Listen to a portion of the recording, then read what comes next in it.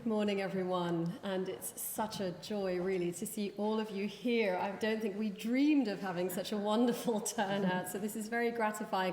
It is also, I hope you agree, a very promising start to our 4 events on these 4 composers who are showcasing this weekend.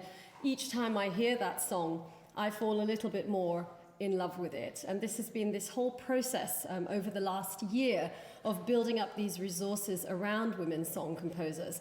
Those of us who work in music history, we know that lots of women wrote lots and lots of songs. You go to a concert hall and you might hear 1 or 2. It tends to cluster around the same names. And this was something that we really wanted to change. So this is a project that Kitty Whately initiated really quite a long time ago, and I cannot describe how much work has gone into getting scores and finding out about these people, who they were, what their lives were like, what milieu did this music exist in, did it exist at all? Or was it simply composed and then sat in manuscript in some library to be discovered and brought to life, just as Harriet and Keval did just now? We could have picked any 4 of the women we've been looking at over the last year because each one has revealed something glorious and revelatory. It was Kitty who selected today's music, so this morning we're going to focus on Margarete Schweikert. And I'm terribly sorry, but the educator in me cannot help but ask, who had heard of Schweikert before they got here today? Can I have a show of hands, because I'm curious. Well done. 2 or 3 in the middle. So those of you who know of her, I hope will bear with me as I quickly give the rest of us a whistle-stop tour through her life, so you know who we are talking about. She's difficult to pinpoint under a single label. She lived in over 70 years through 4 different political regimes, each of which has shaped the way she's been subsequently understood. So she started in the German Empire, the empire which was founded in Brahms's lifetime in 1871. Then the Weimar Republic, then the dictatorship of the Third Reich, and then finally the reconstruction of a democratic Bundesrepublik, which is basically what Germany is now. In her day, in the small town of Karlsruhe, and I really hope I'm not insulting anyone from Karlsruhe if you're in the room, but it is quite small, there were no possibilities for education for girls. The first secondary school was built when she was 6, but it was not an assumed thing that girls would see secondary school through to the end. So this for me was an interesting contrast with somewhere like London or Vienna or Paris, because the question there was not could you get a secondary school education, but more could you study at the conservatoire? Could you become a doctor? That kind of thing.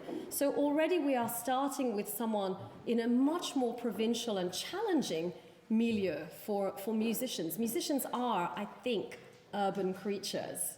I'm looking at the musicians in the room for nods of assent. They need exchange, they need travel, they need stimulus, they need resources, and these things are difficult to find in small towns.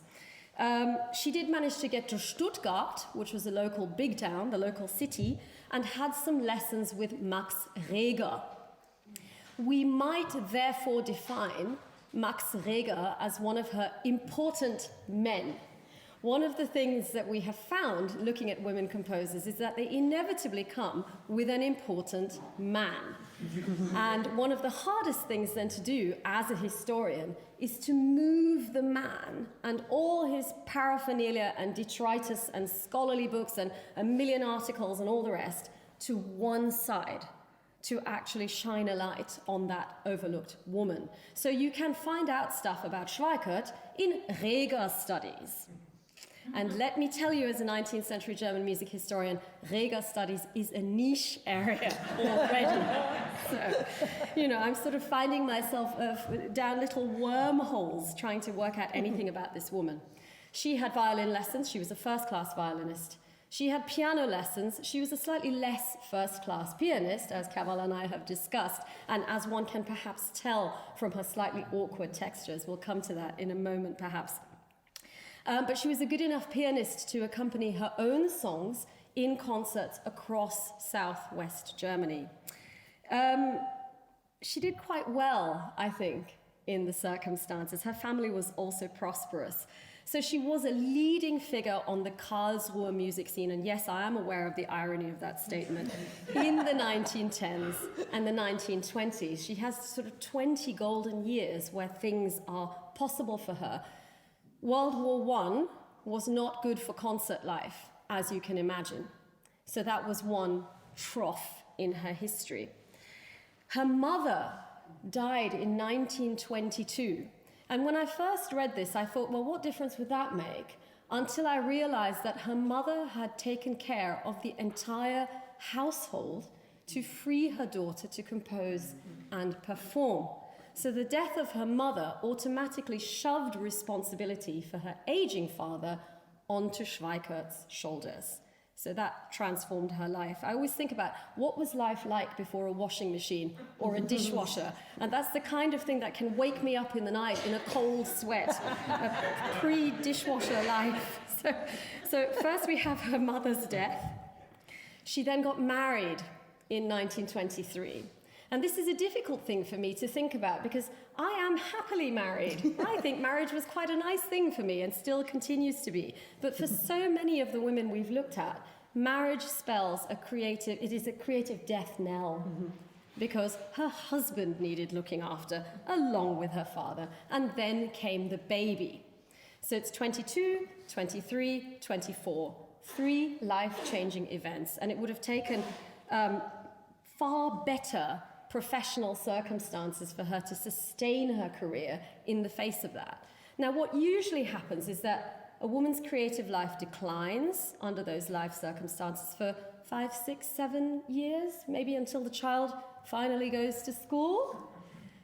But then we come into the 1930s, and Germany in the 1930s was a difficult place to live and work as a woman.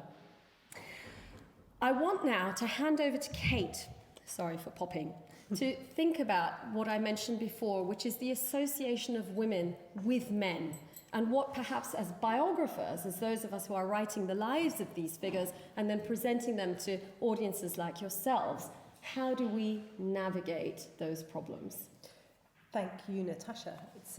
It's absolutely fabulous to be here as well. I'm so delighted to be part of this. And I'm the co-director of the Oxford Centre for Life Writing up the road at Wolfson College, and I'm very, very invested and fascinated in the ways and the processes by which we approach a life. And so a project like this weekend, finding composers who may have been very famous in their lifetime or may have been a little bit under the radar, and working out how we position them in relation to the canon that we now accept is a very interesting process for me. As Natasha said, we tend to define women by the men as if they are kind of limpets or those little fish that attach onto the side of a shark and kind of swim along with them. They are never standing on their own feet in their own right. And that is a trap for us. It's something that we talked about because actually she is someone who is a supporter of Reger. Imogen Holst is someone who is the champion of her father, Gustav Holst's music, and a supporter of Benjamin Britten. She's also a fantastic composer, and yet that tends to be the afterthought. And in a sense, that was also how she constructed her life. So when we're trying to fight against that as a biographer, we also have to fight against the fact that this was actually very often how women survived, financially, in terms of the way society constructed life for them. But it doesn't help us see them as a fully formed individual in their own right. And it's quite interesting that one of the things I love to do, thinking as a biographer, is sort of counterfactual history or turning things on their head to see how absurd they look. And if we talked about Elgar in 1900 as slightly less famous than Ethel Smythe, that's not how we would define them. And yet it's perfectly fine to see Smythe as a contemporary of Elgar, more or less famous at different times. When I was starting to think about women composers for BBC Radio 3, when about 2014 or so, when we started to realise that there was this enormous sort of gulf that we hadn't really explored. Where are the women? International Women's Day was a starting point for kind of digging up all this music, which is jolly difficult to get hold of a lot of the time.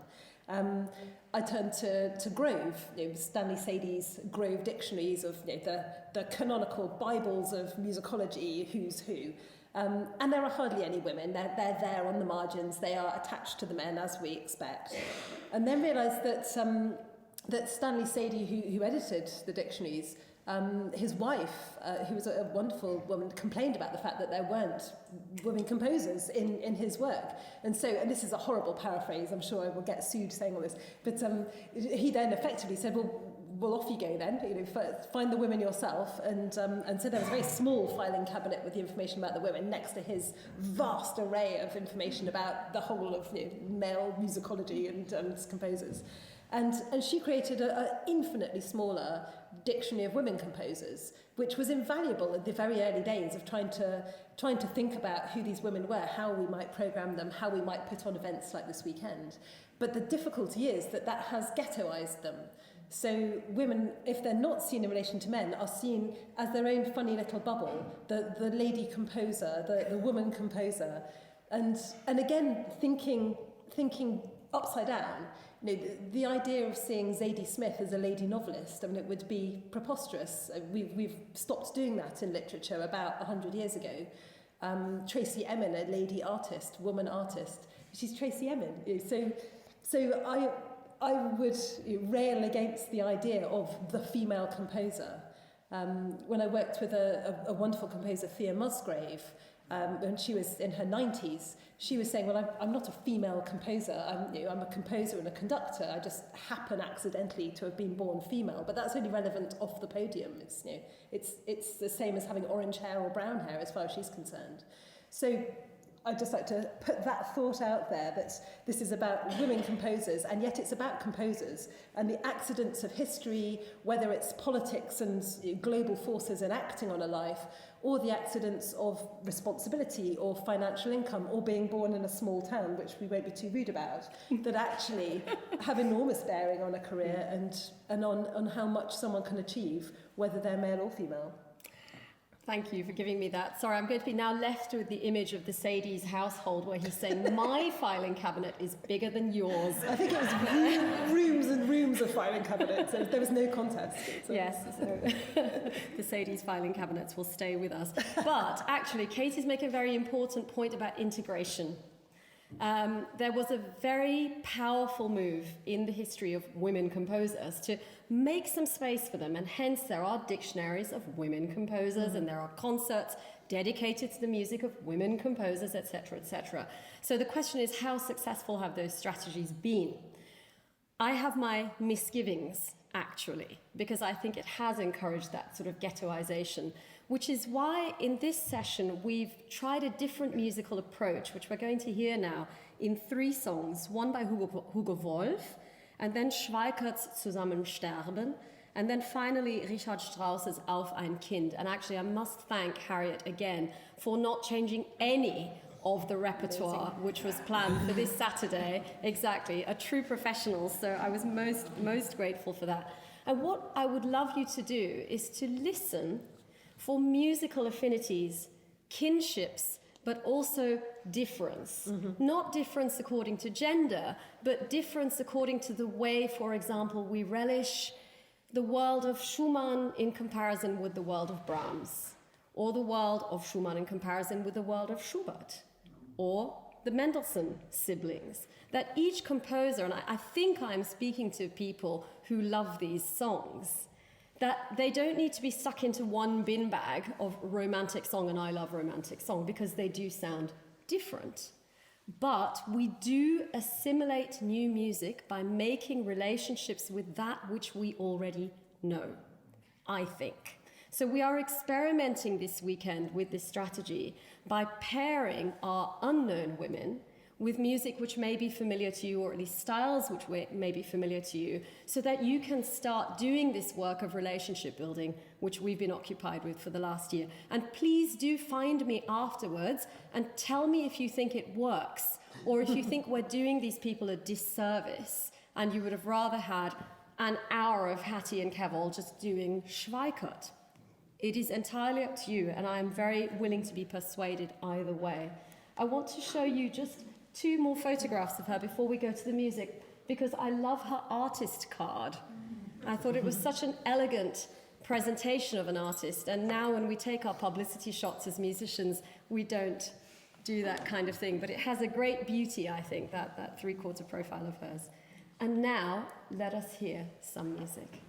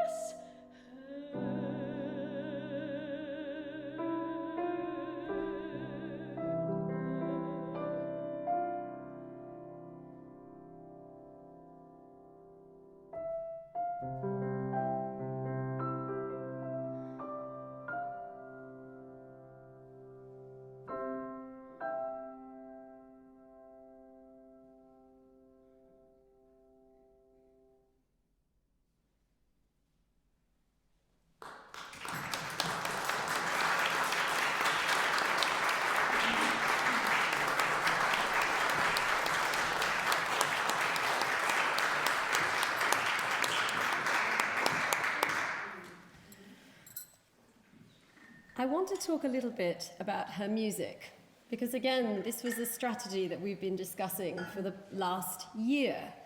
Some of my colleagues, when we've had wrangles about this, I should say my ex-colleagues at the Royal College of Music, because I won't be working, I am no longer working there, but at the time when we had wrangles about such things, they said, well, you know, it's all irrelevant. The only thing that matters is the music, which struck me as a colossally naive attitude, but there you go.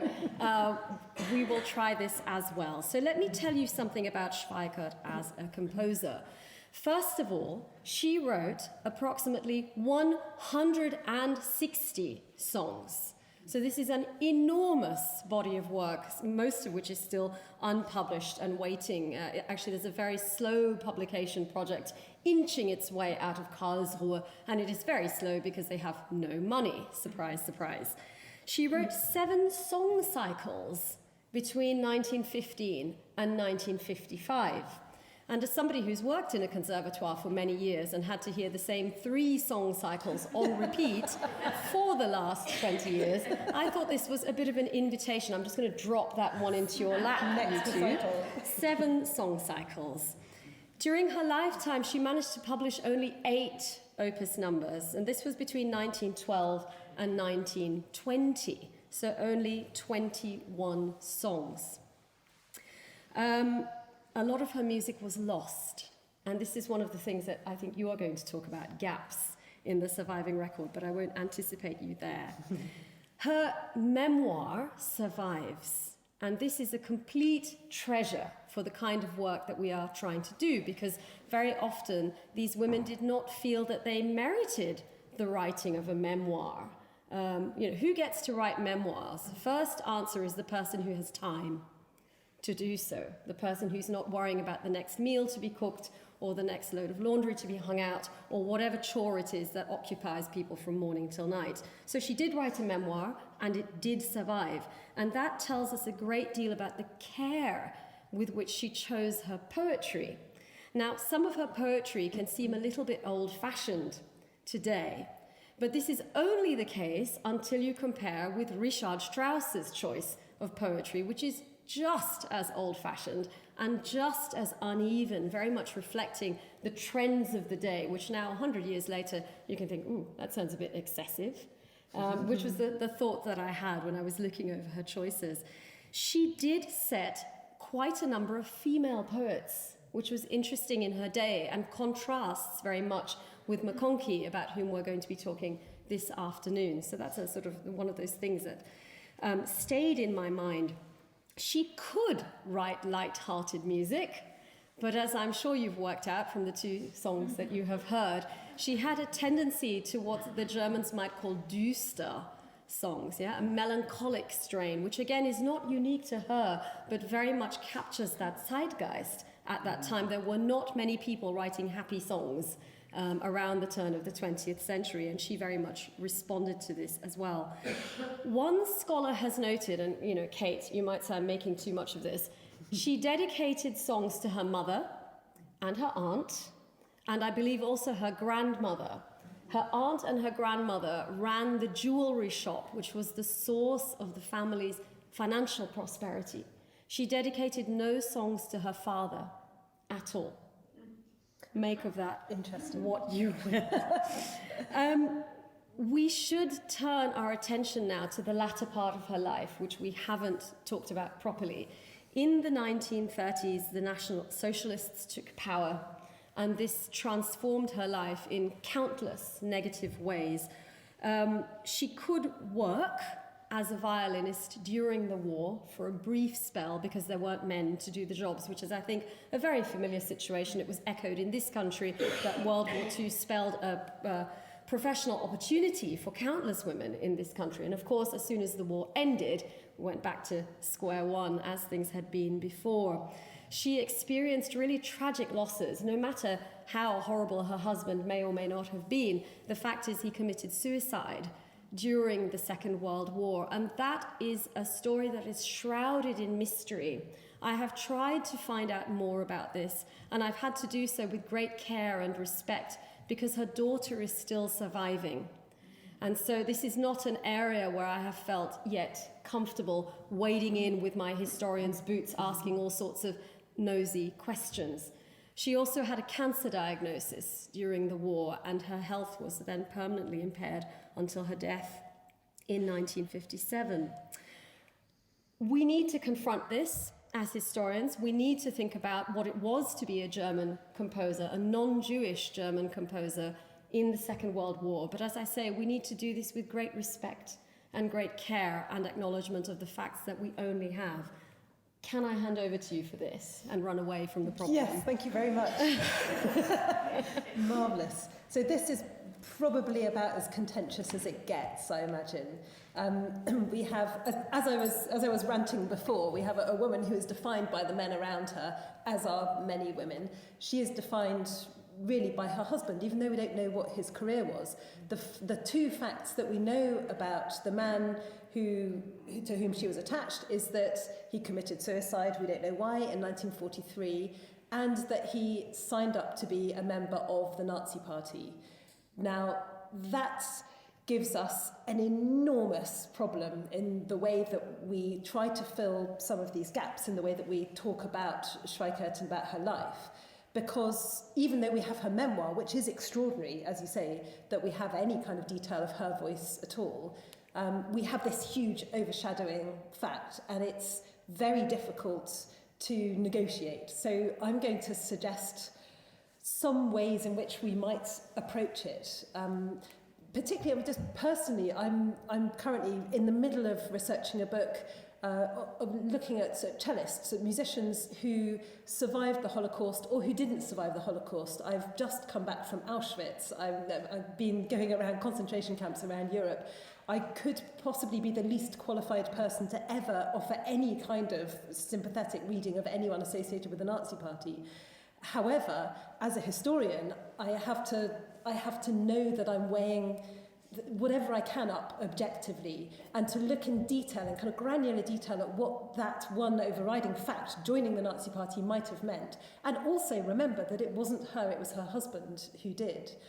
Now there's a concept that historians talk about called backshadowing, which really just means the enormous shadow of a very weighty event, whether it is being caught up in the Holocaust or whether it is being on the other side, that through which we read, as a lens through which we read the work that was created. There's a very, very interesting concert that was put on in a church with a big aisle down the middle. And some academics put on a concert of music that was written by Jews who had been held in the camp of Theresienstadt before they were taken to Auschwitz. And they invited an audience to it. It's wonderful music, all sorts of different things, chamber music, vocal music. And they produced two programs, one for one side of the aisle and the other for the other side. And on one side, the program said, this is very interesting sort of mid-20th century musical language, pushing towards atonality, wonderful word setting. And the other one said, died in Auschwitz, died in Auschwitz. This is all written in Theresienstadt. This is the last piece this wonderful composer ever wrote. And then they did a poll of the audience coming out. And of course, those two audiences had two completely different musical experiences. They'd heard the music in totally different ways. And we have the same opportunity or problem with Schweikert, that we can listen to her or be too scared to talk about her as Nazi-associated, tainted with this horrendous, the most appalling events we could possibly think of, and load them onto her, backshadow the way that we listen to her music. Or we can try to think about what National Socialism meant for her, the losses that she sustained in briefly being able to have a career, but not really.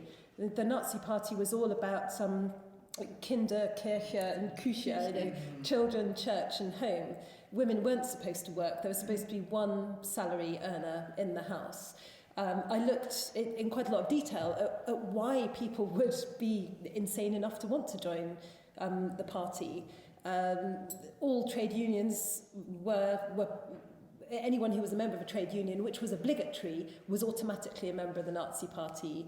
If you were a teacher, you had to be a member of the party. If you were a physicist, you pretty much had to be a member of the party. If you were a musician, in order to be part of any musicians' union, you had to be a member of the party. For many people, they would have lost their jobs and their livelihood had they not. And I'm absolutely not making an apology for it in any way, simply looking at what the statistics are, and also what people said after the war, that there were different ways, there were 3 different ways of being a member of the party. There were the fanatical, absolutely paid up members who thought that what was going on was marvellous, and let's hope to God that he and she weren't part of that particular category. There were others who were simply caught up in it and were obliged to be members. And there were others like Schindler, who was a member of the party as well, because he would have lost his business opportunities had he not, who were actively trying to help the Jewish population and had some inkling of what was going on. It's also critical to know when he joined, how far before the war he joined, because it was really quite late on that people became aware of just how appalling some of the policies were that the Nazis were standing for. None of which is to make any kind of apology, but simply to just very tentatively raise the issues of how complicated such a label is, and that there is a danger that perhaps Schweikert had absolutely no real association with the Nazi Party. Perhaps she was simply caught up in those times, and yet it's another possibility in which she could disappear into silence, that we could be too scared to talk about her and feel that this is too difficult and it's too contentious, and that she, in a sense, becomes cancelled in the terminology of our times. And in the lack of any actual fact of her ever doing anything that shows any kind of affiliation with the Nazis' aims. All we know is that she dedicated a song to somebody Jewish. We have no sense that she wrote anything that was political other than that. I like to hope that she was simply just caught up in a most appalling time and had no real sway over her husband's decision. And it would be fascinating to know what was at the root of that suicide at a very critical time. 43 is the time when people really started realising what was really going on. Who knows why he committed suicide? We don't know. But it is worth, I think, recalling that her entire flourishing career had to be stopped in the 1930s because of the dual earner policy that meant that if her husband had a job, she could not work. So everything that she had built for herself crumbled away immediately. And she retreated into a domestic music-making world that feels utterly claustrophobic from what I can tell of it. It was basically women getting together in living rooms, as they had to do throughout the 19th century, the 18th century, and the one before. It was as if a particular historical pattern re-emerges where women create a space which is protected from the events of the outside world in which they can make music. But it's the best of a bad job, isn't it? She had been playing professionally, she was well respected, and it all absolutely crumbled. It's hard to imagine that she would be a proponent of that regime. It is very hard, and I do again want to underline what you just said. She had one dedication of a song, Xerxes Sonnengebet, to the archdeaconess, that's a terrible word to say, archdeaconess, who was Jewish born, called Ernestina Aufricht, a woman you can look up because she was quite impressive historically. And she had been born Jewish and converted when she became a deaconess. Of course, underneath that regime, she qualified as Jewish and she was murdered in 1944.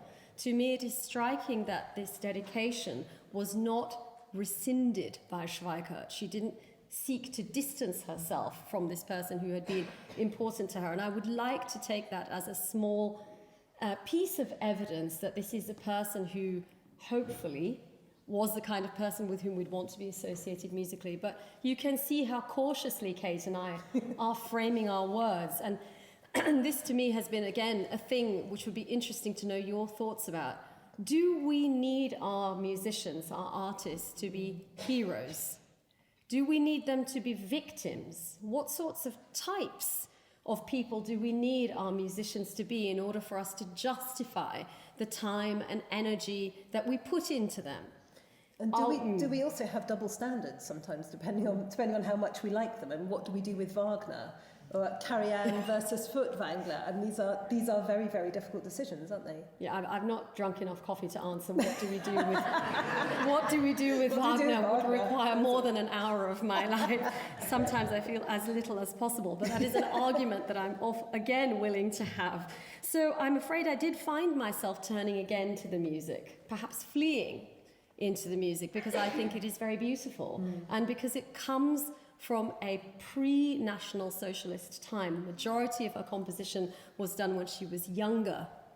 Had she died, I was asking myself, what if she had died in 1930? This is coming back to the counterfactual history example again, isn't it? Yeah. Would we have then... If that was the said entire it okay? legacy. Yeah, exactly. Then would it have been okay by virtue of not having had to live in those years? Yeah. But these are conversations and we are continuing to struggle with them. I'm very grateful to be in touch with two scholars of her work in Karlsruhe who are doing this painstaking work of trying to piece a life together when actually you have more gaps than pieces. It's really like doing a 1,000-piece jigsaw puzzle where about 700 pieces have fallen behind the fridge and you're just... you can't even work out where the edges are. It's that kind of a piece of historical work. For me, the music does justify that labor, and it also justifies the point at which I say, I haven't the right to judge now. I don't have enough information on which to judge. What we can do is sing these songs and let them perhaps, if that doesn't sound too naive, speak for themselves. What I wanted to do was to finish with some music, and I also wanted to give you the opportunity to ask our wonderful musicians to repeat any of her songs that you wanted, because for most of you, you won't have heard them before and you may not hear them again. And it does seem to me that the first listening is a very different thing from the second. It is when you listen to the third, the fourth, the fifth, the 20th, when you learn it under your own hands, in your own voice. That is how we build relationships with music. So let us have these last two songs, and then we'll take a minute, look over your programs, and we will hear as much as we have time for again before we finish. Does that sound like a good plan? Excellent. In which case, over to the two of you.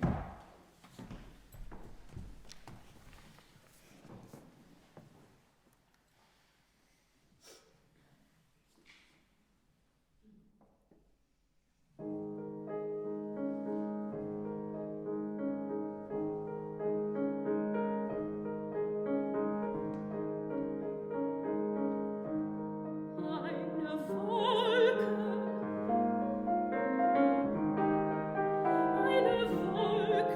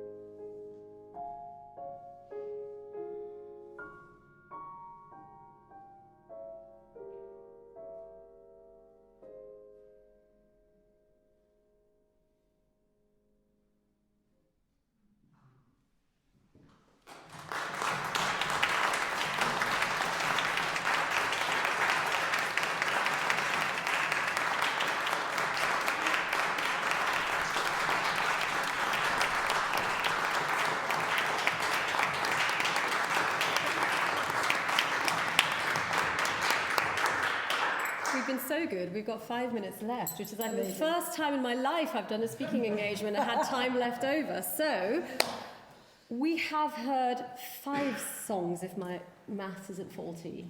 1, 2, 3. Oh, 3? Just the 4. Yeah.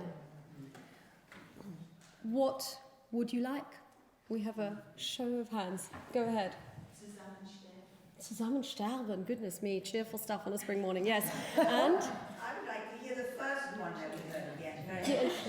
The first one that we heard at the end, or this one? No, the Entschlafen. Die Entschlafenen. Can I just ask which song Harriet likes most, having had to learn them at very short notice? Or how you found them in general? They're all so special in such different ways. I love the sound molds are just particularly different, each one. So I don't think I have a favourite one. Very diplomatic. They're all excellent. I would say each one's excellent each time I do the next one. If that makes sense. But this one's really special. And Keval, do you have a preference? We could get them to do them all. It's just 4 songs. I think this Entschlafenen is really interesting. It's such a big song, and she packs so much into something which, like, the expression is so huge, and she finds 3 very different musical responses to different. So then, if I could make a suggestion, I suggest that we hear them all again. Everybody's thrilled, but we have this one last, and we start then with. Creating our own song cycle. Yeah, well, the thing is, this is the work that musicians do.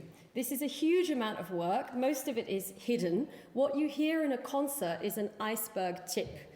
And there are hundreds of hours before of exactly this sort of work. Choosing, reordering, tweaking. And what makes a good set in a recital is one of the hardest things to define and actually pin down. But the audience comes out and you can see how satisfied they feel by the experience they've had. So we can play this game together, and I think it would be fun to do so.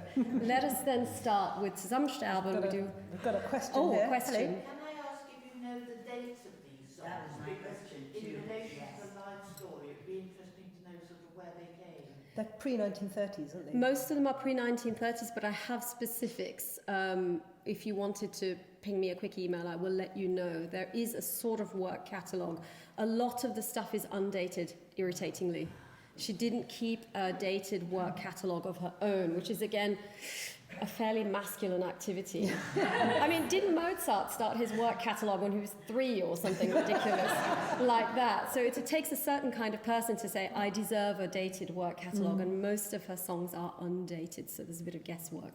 But yeah, let's end with these songs again, and my warmest thanks to both of you for this.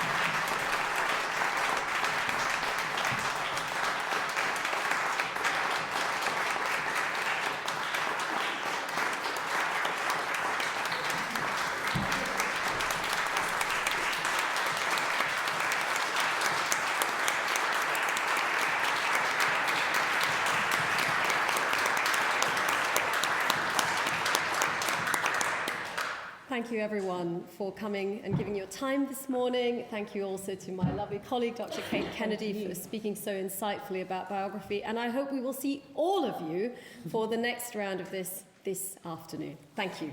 Thank you.